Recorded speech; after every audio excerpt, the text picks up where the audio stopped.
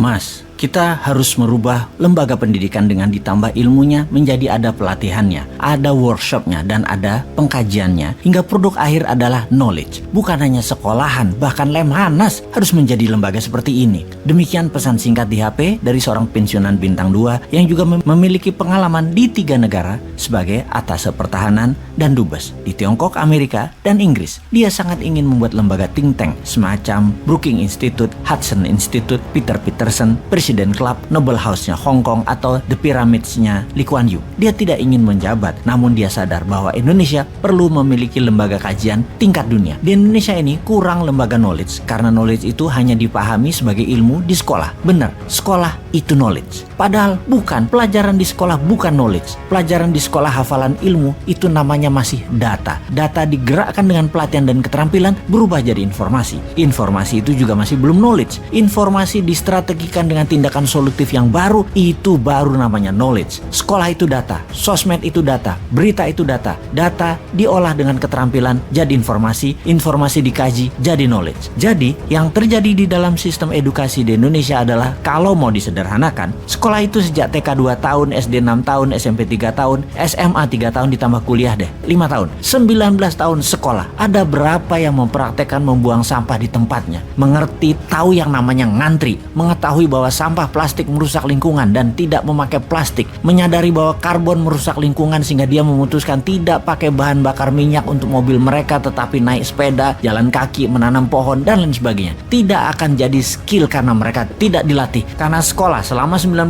tahun anak Indonesia hanya dicekoki data, tidak akan jadi gerak mereka itu. Gak mudah memang, gak gampang memang, dan hampir tidak mungkin dengan pola pikir anak bangsa Indonesia saat ini. Indonesia akan menjadi negara superpower di tahun 2045 kalau tidak diubah pola pikirnya menjadi orang yang memiliki keterampilan dan kemampuan mengkaji. Karena sekolah selama ini hanya bikin murid hafal data. 77 tahun Indonesia merdeka, pendidikan hanya hafalan data. Sampai saat ini bahkan sistem pendidikannya juga masih pakai sistem nilai, sehingga ketika dewasa yang dikejar hanya nilai dan hidupnya selalu menilai orang lain. Semua dinilai, semua ada angkanya. Bisakah dilakukan sistem pendidikan tanpa nilai dan tanpa PR seperti di negara paling bahagia di dunia, yaitu negara-negara Nordik seperti Swedia, Finlandia, yang semuanya bukan sistem angka penilaiannya, tapi kejujuran dan kata hati atau conscience. Kapan Indonesia menerapkan sistem edukasi berdasarkan kata hati, tindakan, dan pengkajian telaah masalah dengan critical thinking, berilmu? Harus new mind memang yang bertindak nih. Kita buktikan sekarang. Kita melihat sisi pejabat yang sedang berkuasa. Lebih gampang melihat tindak tanduk perilaku mereka karena mereka adalah yang membuat rakyat seperti saat ini, yaitu apatis, tak berhati,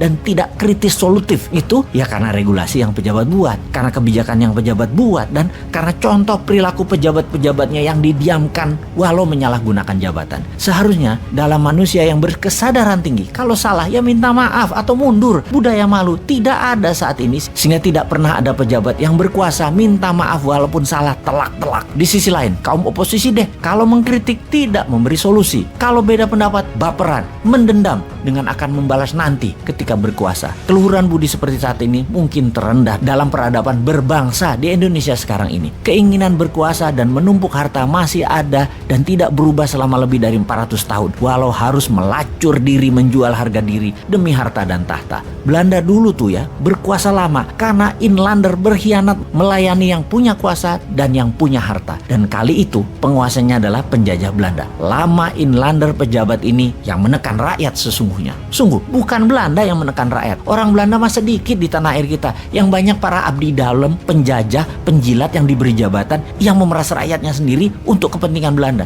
Sungguh yang menekan rakyatnya ya pejabat putra bangsa yang tidak nasionalis, yang menjadi babu Belanda, yang membodohi rakyat selama ratusan tahun. Lalu zaman setelah kemerdekaan, negara asing masih bercokol namun kemasannya berbeda. Atas nama HAM, atas nama demokrasi, atas nama keuangan dunia, Amerika itu mencengkram Indonesia dan pejabatnya zaman Soeharto hingga zaman SBY seakan menjadi agennya Amerika. Lalu saat ini pejabatnya miring ke Tiongkok dan menjadi agen kemakmuran dan pelaksana kendali negara Tiongkok. Ada yang memungkiri hal ini saat ini? Masih tidak melihat kita dikangkangi penjajah yang dikemas berbeda, namun intinya sama. Indonesia tidak berdaulat dengan menggunakan kaki tangan putra bangsa yang gila harta untuk memeras dan menjajah bangsanya sendiri. Mau dikaji lebih dalam hal ini ya? Oke, siapa individu yang mumpuni untuk mengkaji hal ini? Mana kelompok yang mumpuni untuk mengkaji hal ini? Mana lembaga yang mengkaji hal ini? National Council kecil di Indonesia itu tidak ada. Manusia kritis bersolusi di Indonesia itu dibungkam. Ya sudah, Anda dimanapun sahabat, sekarang yang mengkajinya. Ini semua demi Indonesia baru, demi New Mind.